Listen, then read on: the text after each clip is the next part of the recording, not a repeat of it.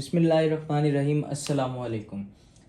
आज जो हमने बात करनी है प्रोटीन सिंथेसिस इनहिबिटर्स में से, वो हमने बात कर लेनी है एक ड्रग की, वो है क्लोरमफेनिकोल। क्लोरमफेनिकोल हमने वैसे तो प्रोटीन सिंथेसिस इनहिबिटर्स में मैकेनिज्म ऑफ एक्शन ड्रग्स के पढ़ लिए थे। जो पिछली वीडियो है उसमें हमने सारे जो है मैकेनिज्म ऑफ एक्शन पढ़े थे। अब जो है हम इसका सिर्फ जो है ओवरव्यू कर लेते हैं, मैकेनिज्म ऑफ एक्शन होता क्या है इसका। जब भी हमने बात की थी वहाँ पे दो राइबोसोमल सब यूनिट होते हैं, 50S और 30S, जो टोटल मिला के 70S बनाते हैं बैक्टीरियल राइबोसोम का। तो ये क्या होता है, क्लोरमफेनिकोल जाती है 50S राइबोसोमल सब यूनिट पे जाके अटैच होती है, और हमारे पास जो प्रोटीन सिंथेसिस हो रही होती है उसको क्या करती है, इनहिबिट करती है, ट्रांसपेप्टाइडेशन को इनहिबिट करती है। फर्दर ट्रांसपेप्टाइडेशन नहीं होती और ये हमारे पास क्या एक्शन परफॉर्म करती है, बैक्टीरियोस्टैटिक एक्शन परफॉर्म कर रही होती है। ठीक है, ये हमारे पास इसका था बैक्टीरियोस्टैटिक एक्शन। और इसका ये जो मैकेनिज्म ऑफ एक्शन होता है कि ये हमारे पास प्रोटीन सिंथेसिस को कैसे इनहिबिट करती है। उसके बाद बात कर लेते हैं फार्माकोकाइनेटिक्स ऑफ क्लोरमफेनिकोल। हम इसको जो है ओरल और पारेंटरल रूट, यानी आईवी रूट और ओरल दोनों हम इसको दे सकते हैं। ठीक है, दोनों रूट से दे सकते हैं। उसके बाद हमारे पास इसका फर्स्ट पास इफेक्ट का आपको पता होगा, वो हमारे पास जीआईटी से जब हम ओरली लेंगे तो लिवर के अंदर जाती है और लिवर के एंजाइम्स इसको मेटाबोलाइज करवाते हैं, तो इसके एंटेरोहेपेटिक फर्स्ट पास इफेक्ट होता है। और जो इसकी एक्सक्रीशन होती है वो मेनली जो होती है वो हमारे पास यूरिन के ज़रिए होती है। ठीक हो गया, ये हमारे पास इसकी कुछ फार्माकोकाइनेटिक्स थी। उसके बाद बात कर लेते हैं ये हमारे पास इसकी एंटी माइक्रोबियल एक्टिविटी क्या होती है। ये हमारे पास ब्रॉड स्पेक्ट्रम एंटीबायोटिक है पड़ी। ठीक है, और ये हमारे पास जो इसका स्पेक्ट्रम याद करने के लिए मैंने जो इसका कोड निमोनिक बनाया है वो है close rest, CLOS, close rest chloramphenicol के लिए। तो हमारे पास सी से हमारे पास क्या आ जाता है, सी से आ जाता है क्लेमेडिया। ठीक है, एल से लिस्टेरिया, ओ से अदर जो हमारे पास ग्राम नेगेटिव है जिसमें हमारे पास साल्मोनेला और इकोलाई आ जाता है। एस से स्ट्रेप्टोकोकस और स्टेफलोकोकस जो ग्राम पॉजिटिव है अपने। ई से हमारे पास इंटेरोकोकस आ जाता है, आर से रिकेशिया, ई से इकोलाई, एस टी से साल्मोनेला टाइफाई। ठीक है, ये हमारे पास इसके एंटी माइक्रोबियल एक्टिविटी है पड़ी, जिसके अगेंस्ट हम ये ड्रग दे सकते हैं, क्लोरमफेनिकोल दे सकते हैं। उसके बाद हमने ये पढ़ा था कि हर बैक्टीरिया जो है हर एंटीबायोटिक के खिलाफ रेजिस्टेंस बना लेता है और उसके मुख्तलिफ तरीके होते हैं। जैसे हमने पेनिसिलिन्स वगैरह के अगेंस्ट पढ़ा था कि उन्होंने बीटा लैक्टमेज एंजाइम बना लिया था उन हमारे पास बैक्टीरियाज ने इसके खिलाफ एक्ट करने के लिए। तो अब इसने रेजिस्टेंस कैसे प्रोड्यूस किया है कि इसके अंदर क्या होता है, हमारे पास एक तो है ना ये माइटोकॉन्ड्रिया, और जो हमारे पास इसके अंदर जो इसका अपने डीएनए जो हमारे पास सिस्टम है पड़ा। दूसरा होता है हमारे पास इस बैक्टीरिया के अंदर होता है प्लाज्मिड।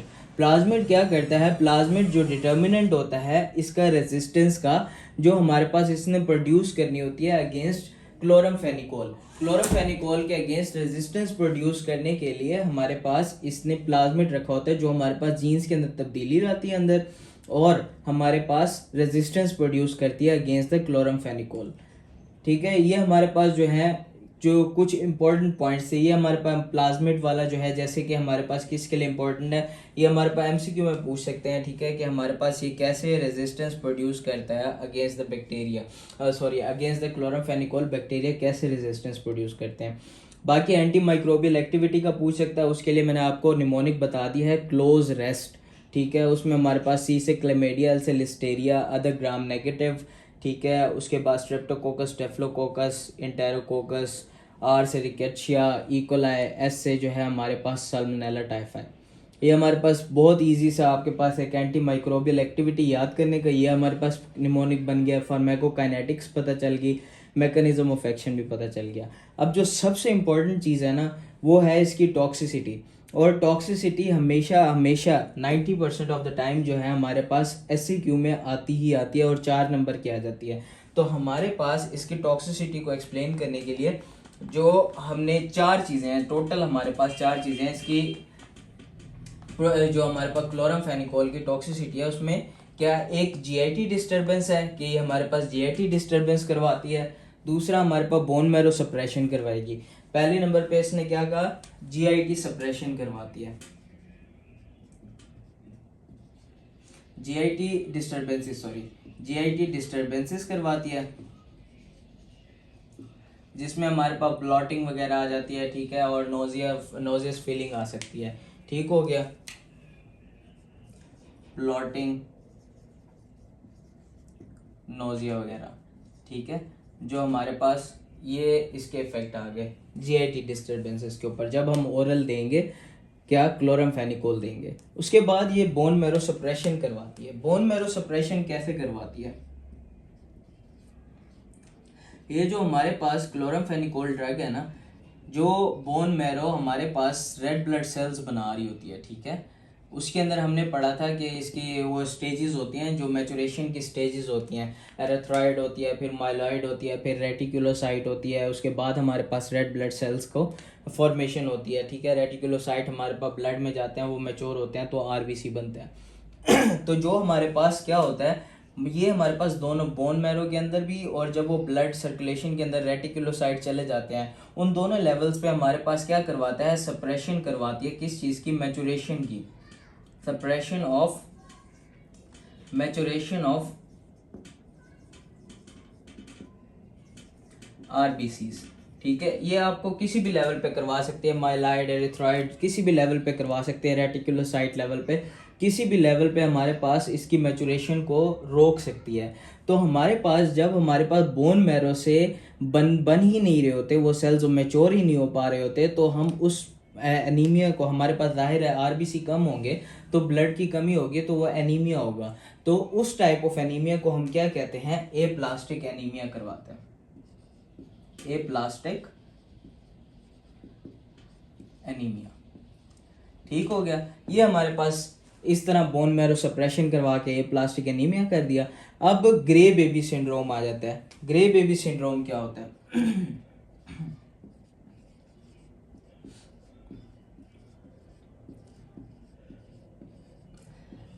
जब आम तौर पे हम क्लोरमफेनिकोल देते हैं बड़ों के अंदर, ठीक है, तो हमारे पास क्या होता है, हमने पढ़ा था कि लिवर के अंदर जाता है, लिवर, ठीक है, क्लोरमफेनिकोल, इसका फर्स्ट पास इफेक्ट होता है, ये लिवर के अंदर गया, ठीक है, ये लिवर है हमारे पास। यहाँ पे एक एंजाइम होता है लिवर के अंदर जिसको हम क्या कहते हैं? ग्लूक्रोनाइल ट्रांसफरेज, हेपेटिक ग्लूक्रोनाइल ट्रांसफरेज। अब इस एंजाइम का क्या काम होता है? इस एंजाइम का ये काम होता है कि जो क्लोरमफेनिकोल जा रही है ना, उसको उसने जो है इनर्ट बनाना है, ठीक है, या इनएक्टिवेट करना है। क्लोरमफेनिकोल को इनएक्टिवेट फॉर्म में कन्वर्ट करना है, इनएक्टिवेट करवाना है, उसकी मेटाबॉलिज्म करवा के, इनएक्टिवेट करवा के, और मेनली जो है उसको यूरिन से एक्सक्रीट करवा देना है। ये हमारे पास होता है हेपेटिक ग्लूक्रोनाइल ट्रांसफरेज का काम। अब क्या होता है, जो बच्चे होते हैं, इन्फेंट्स या न्यूनेट्स, अगर उनमें हम ये एंटीबायोटिक देते हैं क्लोरमफेनिकोल, तो उनके अंदर क्या होता है, उनके अंदर लिवर के अंदर जो है हमारे पास अभी ये ग्लूक्रोनाइल ट्रांसफरेज जो है हमारे पास एंजाइम डेफिशिएंसी होती है, बना ही नहीं होता। ये बड़ों में जाके बनता है ग्लूक्रोनाइल ट्रांसफरेज, ठीक है, लेकिन बच्चों के अंदर ये एंजाइम नहीं होता। तो ये क्या होता है? Deficiency of glucuronyl transferase.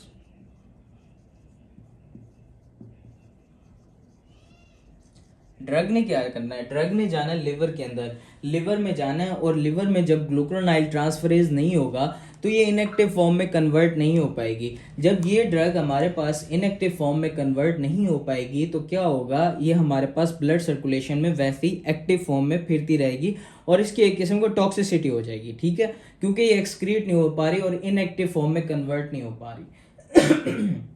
तो हमने बात किया ये अब एक्टिव फॉर्म के अंदर ब्लड के अंदर है तो उसकी टॉक्सिसिटी होगी। टॉक्सिसिटी क्या करवाएगी? ये करवाएगा, जैसे ये मैंने आपको बताया था ऊपर बोन मैरो सप्रेशन करवा रहा होता है, वहां पे जाके हमारे पास बहुत ज़्यादा आरबीसीज की मैचुरेशन को हमारे पास स्टॉप कर देगा बच्चों के अंदर।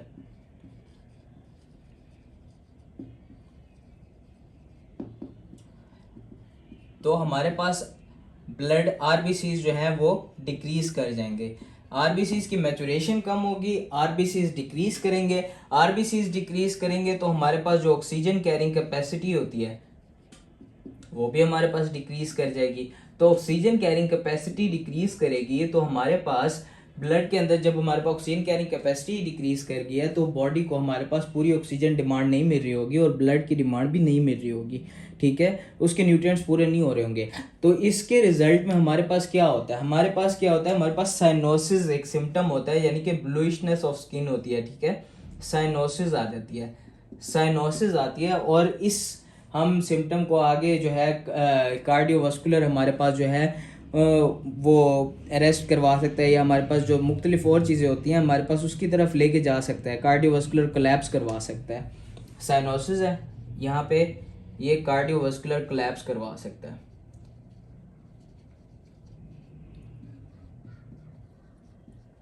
ठीक है, इस चीज़ को हम क्या कहते हैं, इस चीज़ को हम इस सिंड्रोम को हम कहते हैं ग्रे बेबी सिंड्रोम। अब इसमें क्या था, हमारे पास बच्चे हैं, इन्फेंट्स या न्यू नेट्स जो 30 डेज़ के हैं या 1 साल तक के हैं, उनमें क्या होता है, हमारे पास ग्लूकुरोनाइल ट्रांसफरेज है नहीं, जिसकी वजह से वो इनएक्टिव फॉर्म में कन्वर्ट होगा नहीं।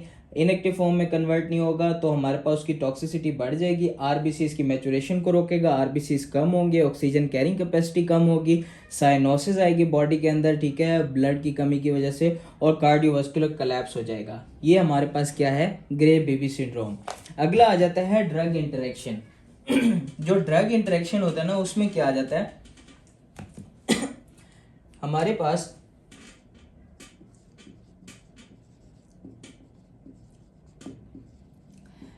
ये जब लिवर के अंदर जाता है तो ये जो हिपैटिक एंजाइम्स होते हैं ना, हिपैटिक जो जाएगा लिवर के अंदर, ये इनहिबिट करेगा द हिपैटिक मेटाबोलाइजिंग एंजाइम्स। अब इसका क्या मतलब है, मैं समझाता हूँ। जो हमारे पास हिपैटिक एंजाइम्स होते हैं ना, हिपैटिक मेटाबोलाइजिंग एंजाइम्स, वो क्या करते हैं, हमारे पास जो डिफरेंट ड्रग्स होते हैं जिनका हमारे पास हिपैटिक एक्सक्रीशन होती है, वो हमारे पास लिवर के अंदर मेटाबोलाइज हो रहे होते हैं। क्यों, किन की मदद से, उन एंजाइम्स की मदद से। तो ये क्या करेगा, जब हमारे पास हिपैटिक एंजाइम्स को, ये वाले जो क्लोरमफेनिकोल है, इस उन हिपैटिक एंजाइम्स को इनहिबिट करेगी। जब उन हिपैटिक एंजाइम्स को ये इनहिबिट करेंगे तो हम और ड्रग्स जो कि हमारे पास मेटाबोलाइज होने हैं लिवर के अंदर, उनको वो एंजाइम मिल नहीं पाएगा और वो मेटाबोलाइज हो नहीं पाएंगे, तो उनकी टॉक्सिसिटी होना शुरू हो जाएगी, उनके ब्लड के अंदर तादाद बढ़ना शुरू हो जाएगी, हमारे पास अमाउंट बढ़ना शुरू हो जाएगी। तो ये उन ड्रग्स की टॉक्सिसिटी करवाना शुरू कर देते हैं। तो इस चीज़ में हमने क्या रखना है कि ये हमारे पास जो हिपैटिक मेटाबोलाइजिंग एंजाइम है उसका इनहिबिटर ड्रग है, कौन सी, क्लोरमफेनिकोल, ठीक है। ये हमारे पास यहाँ पे क्लोरमफेनिकोल का टॉपिक हमारे पास ख़त्म होता है, इसमें हमने सारा कुछ पढ़ लिया, ठीक है। नेक्स्ट जो है हम अगले टॉपिक में स्टार्ट करेंगे। अभी तक के लिए इतना ही, कुछ ना समझ आए तो कमेंट्स में पूछ लीजिएगा। थैंक यू, अल्लाह हाफिज़।